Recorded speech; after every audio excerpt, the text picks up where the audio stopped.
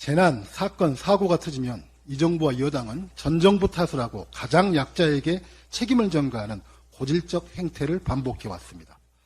새만금 잼버리 부실 개최도 어김없이 전 정부와 전북도의 책임으로 밀어붙이고 있습니다. 잼버리의 성공 개최를 위해 수많은 난관 속에서도 끝까지 함께 땀 흘린 전북도민의 명예와 자존심은 철저히 무너졌습니다. 잼버리 공동위원장 중 5명 중 3명에 달하는 이 정부의 김현숙 여가부 장관, 이상민 행안부 장관, 박보균 문체부 장관, 또 잼버리 정부지원위원장인 한덕수 국무총리와 부위원장인 추경호 기재부 장관. 바로 이들 새만금 잼버리 특별법에 따라 대회의 계획, 준비, 운영의 최종 의사결정권이 있는 조직위원장과 관련 주요 정책을 심의하고 조정하는 정부지원위원장에게는 거의 어떤 문제 제기도 없습니다. 10개월 전 태풍 폭염 대책을 다 세워놨다고 자신만만하게 말했던 김현숙 여가부 장관. 불과 3개월 전 정부지원위원회가 꼼꼼히 챙겼다던 한덕수 국무총리는 전 정부의 국무위원도 아니고 전북도청의 공무원은 더더욱 아닙니다.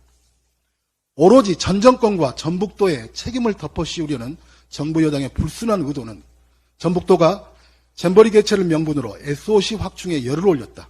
잼버리보다 예산 제밥에만 몰두했다는 가짜뉴스로 이어지며 지역 감정까지 들추고 있습니다. 잼버리 개최를 이유로 신공항 건설 예타를 면제시켰다는 국민의힘 김기현 대표의 주장은 대표적인 가짜뉴스입니다. 2019년 국가균형발전 프로젝트에 선정된 전북의 새만금 국제공항 건설 사업은 부산 신항 김해고속도로, 대구 산업선, 경북의 동해선 전철화 사업 등 예타가 일괄 면제된 전국 시도별 23개 사업 중 하나였습니다. 설령 그 주장이 사실이다 하더라도 지방자치단체에서 대규모 국제행사를 치르기 위해 그에 걸맞는 SOC가 확충되어야 하는 것은 당연합니다. 여수 엑스포의 경우 약 10조 원, 평창올림픽의 경우 약 11조 원의 SOC를 투입했고 그 기반 시설은 대회 성공은 물론 지역균형 발전에 크게 기여했습니다. 부산 가덕도 신공항의 경우 사업비가 13조 7천억이나 되는 대규모 사업이지만 2030년 부산 엑스포 유치를 위해 예타가 면제되어 사업기간이 2035년에서 2029년으로 당겨졌습니다. 그러나 당시 더불어민주당은 부산 엑스포 개최를 이유로 신공항 건설 예타를 면제시켰다라고 비판한 적이 결코 없습니다. 오히려 가덕 신공항 특위를 출범시켜 예타 면제를 위해 앞장서 뛴 것이 바로 우리 민주당이었습니다.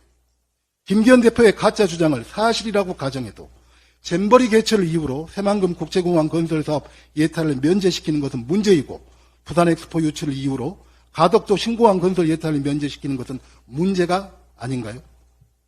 국민의힘의 호남동행 국회의원 57명의 입장은 과연 무엇인지 궁금합니다.